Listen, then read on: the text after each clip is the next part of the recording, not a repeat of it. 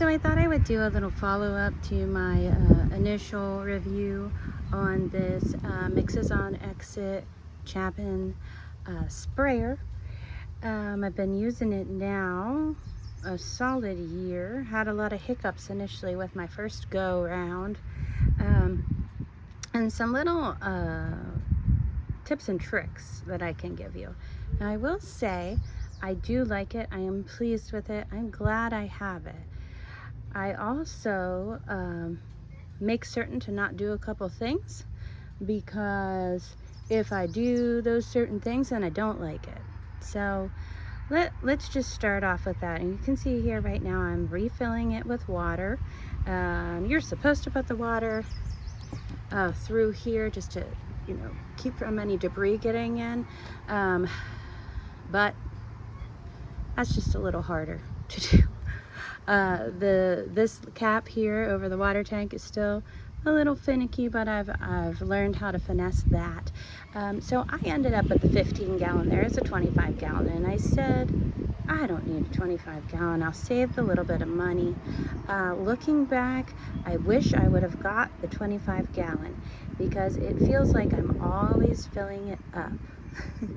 So if I were to buy it all over again, it would be the 25 gallon, the larger water capacity tank. Another thing that I would, a recommendation is, do not let your tank, this water tank, run empty unless you want to prime your system again. So priming, I mean, it's not the end of the world. I've kind of figured it out now, but sometimes it's a little finicky and it's a little bit of a pain. And if you don't let your water tank run empty, you don't have to do it. So I recommend, don't let your water tank run empty. Then you don't have to worry about priming it. You do have to prime it initially when you first start using it, and that can be a little tricky. Now, another thing I want to mention to you, another little pointer. I'm spraying my fruit trees here now. This max bypass, okay, I don't know what that's supposed to do. I don't know the purpose of it, but let me tell you what it does. When I use this, I have accidentally used it. It takes concentrate and puts it into my tank of water. Now, I don't know if that's normal.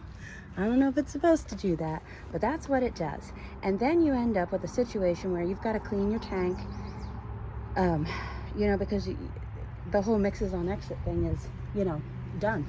Now, I think that maybe there are instances where you would just want to mix stuff up in the tank,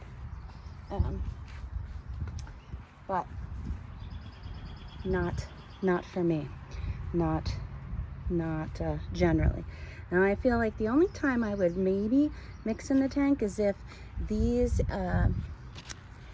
measurements don't work out. So we have the dial here that has the ounces per gallon, and right now I'm using 2.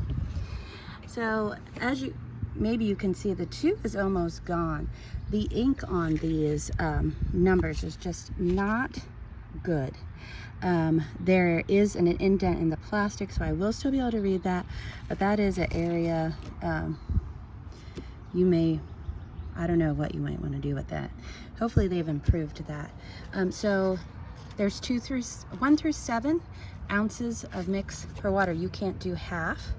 Wish you could, but you can't. You can't do less than that. You can't do more than that. So if you had less or more, like if your concentrate required 8 ounces per gallon, well, then you could still use the sprayer. You couldn't use the Mixes on Exit feature. You would have to fill up a tank and just use it like that, and not calculate it out as you're filling it. Then you would have to clean your tank, and you could go back to regular usage. They do make some different tank cleaners that you can use, and there's also a little trick with ammonia that you can use, but it is a little bit of a pain. If you are cleaning the tank, don't forget about this here, and also make sure you clean out your wand really well. The other thing I will mention about this is that You have to be really careful when you are driving around. So you have to be careful about your hose, that you don't get it under your wheels. So you have to be really aware and really paying attention to what you're doing. But all in all, I'm pleased with it. Maybe those little tips will help you out. Yeah, so there you have it. Still using it, still going strong, and I'm pleased.